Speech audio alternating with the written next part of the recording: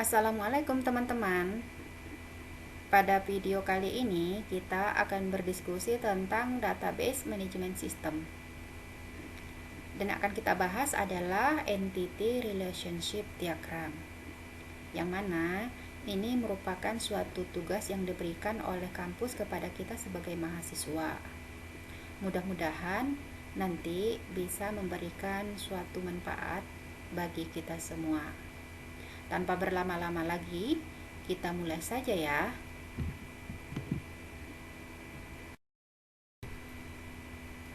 Adapun pengertian dari entity relationship diagram atau kita singkat dengan ERD adalah salah satu teknik dalam merancang database. Dalam merancang database ada dua teknik, yaitu satu, pendekatan objek. Dalam hal ini, dengan cara mencari objek-objek yang terlibat dalam sistem, kita akan melihat hubungan dalam objek tersebut, kemudian kita akan menerjemahkan dari tabel dan relasi-relasinya. Kedua, pendekatan rekod. Tidak melihat objek yang terlibat, tetapi melihat data apa yang terlibat di sana dan dengan menerapkan sejumlah aturan-aturan yang nantinya hasilnya juga berupa database, tabel-tabel beserta relasinya. Hal-hal yang perlu dipahami dalam ERD ini yaitu satu, entity. Entity adalah terkait suatu objek atau suatu kejadian, sesuatu yang akan kita bahas, kita catat, dan kita simpan. Misalnya, dosen, mahasiswa, mata kuliah, dan lain-lain. Dan yang kedua yaitu adalah atribut. Atribut ini sering disebut juga dengan properti atau file. Yang dimaksud dengan atribut adalah hal-hal yang mencirikan suatu objek yang membedakan objek yang satu dengan yang lainnya. Contohnya, NPM ataupun nomor pokok mahasiswa, alamat, nama, dan lain-lain. Yang ketiga adalah relasi ataupun relationship. Relasi adalah hubungan antar entitas untuk menunjukkan adanya koneksi di antara sejumlah entitas yang berasal dari himpunan entitas berbeda. Hubungan ini bisa antara entitas dengan entitas atau objek dengan objek. Misalnya, dalam hubungan entitas sistem akademik antara mahasiswa dan jurusan adalah memiliki, seperti mahasiswa memiliki jurusan. Nah, sekarang kita masuk kepada simbol ERD. Yang pertama, untuk entity disimbolkan dengan persegi panjang. Untuk atribut disimbolkan dengan elips. Dan untuk relasi disimbolkan dengan diamond. Untuk simbolnya seperti ini ya.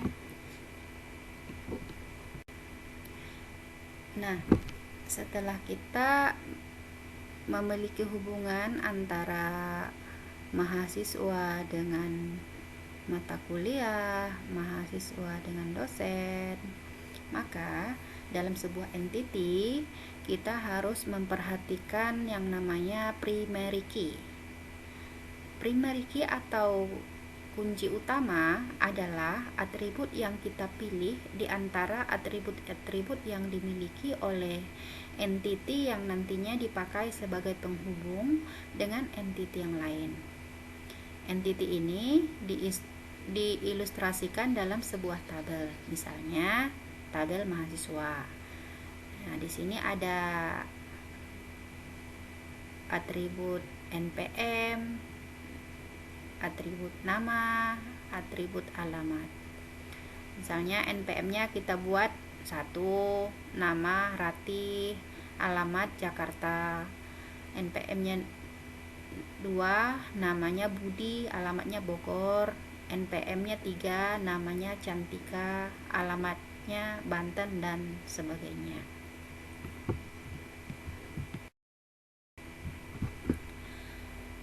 Sebelum kita menentukan primary key dalam suatu atribut, maka kita harus memperhatikan syarat-syaratnya. Yang pertama yaitu unik.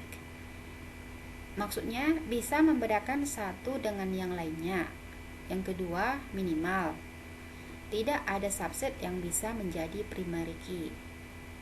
3. Tidak bernilai 0.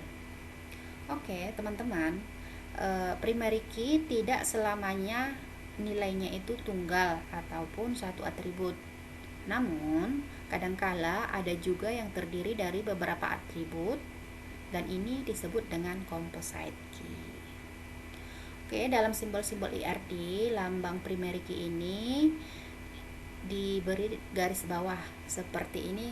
Misalnya, mahasiswa atributnya salah satunya adalah NPM, dan ini NPM ini dijadikan sebagai primary key dan diberi garis bawah. Primary key menghindari adanya redundansi data, yaitu data yang disimpan secara berulang-ulang. Selanjutnya, yang perlu kita perhatikan dalam sebuah entity adalah foreign key. Apa itu foreign key? Foreign key itu merupakan kunci pamu yang mana dia merupakan suatu primary key di tempat lain. Foreign key ini berada di dalam relasi. Dalam relasi boleh ada atribut-atribut lain yang ditambahkan sebagai keterangan. Selanjutnya, hal-hal yang perlu kita perhatikan adalah penentuan derajat kardinalitas. Dalam IRD terdapat kardinalitas relasi atau rasio kardinalitas untuk memetakan bagaimana data berhubungan satu sama lain. Dan ini terbagi menjadi 3 jenis relasi, yaitu 1. Relasi one to many. Maksudnya adalah setiap entity pada himpunan entity A dapat berhubungan dengan banyak entity pada himpunan entity B. Dengan kata lain, setiap anggota entity A dapat berhubungan dengan lebih dari satu anggota entity B, akan tetapi tidak sebaliknya. Contohnya, satu mahasiswa terhubung dengan satu jurusan, dan satu jurusan bisa dihubungkan dengan banyak mahasiswa. Relasi yang kedua yaitu many to many. Maksudnya, setiap entity pada kumpulan entitas A dapat berhubungan dengan banyak entity pada kumpulan data entity B. Misalnya, satu mahasiswa bisa mengambil dengan banyak mata kuliah, dan satu mata kuliah bisa diambil oleh banyak mahasiswa. Relasi yang ketiga adalah one to one. Maksudnya, setiap entity pada himpunan entity A berhubungan paling banyak dengan satu entity pada himpunan entity B. Begitupun sebaliknya. Jadi, setiap anggota entity A hanya boleh berhubungan dengan satu anggota entity B saja. Misalnya, satu mahasiswa berhubungan dengan satu jurusan. Kalau mau dibuat lebih detail, kita bisa tuliskan lambang seperti ini. Minimal 1, maksimal 1. Contohnya, satu mahasiswa mengambil minimal satu jurusan. Minimal 0, maksimal 1. Contohnya, satu orang boleh menikah satu kali, dan boleh atau mungkin belum menikah. Minimal 1, maksimal N. Contohnya, satu orang dosen minimal punya satu keahlian, dan boleh banyak. Dan yang terakhir adalah minimal 0, maksimal banyak. Contohnya, mahasiswa mengambil mata kuliah boleh banyak, dan ada kalanya karena cuti 0. Sekarang tiba saatnya kita untuk menentukan derajat kardinalitas dari diagram IRD. Yang mana kita di sini ambil contoh entiti dari mahasiswa dan entiti jurusan. Yang mana di sini entiti mahasiswa memiliki atribut NPM dan nama. Sedangkan jurusan memiliki atribut kode, nama, dan jenjang. Kita bisa tentukan derajat kardinalitasnya adalah sebagai berikut. Satu jurusan memiliki banyak mahasiswa.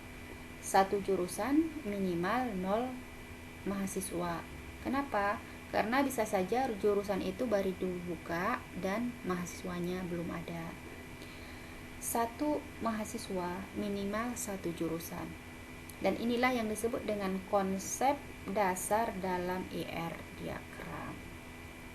Perlu kita pahami bahwa dalam sebuah sistem IRD, satu entiti bisa berelasi dengan hubungan entitas lainnya. Sekarang mari kita ambil contoh untuk entiti lainnya, yaitu entiti dosen dan mata kuliah. Yang mana di sini dosen memiliki 3 atribut, yaitu NIP, nama, alamat. Sedangkan untuk mata kuliah memiliki 3 atribut juga, yaitu kode mata kuliah, nama, dan SKS.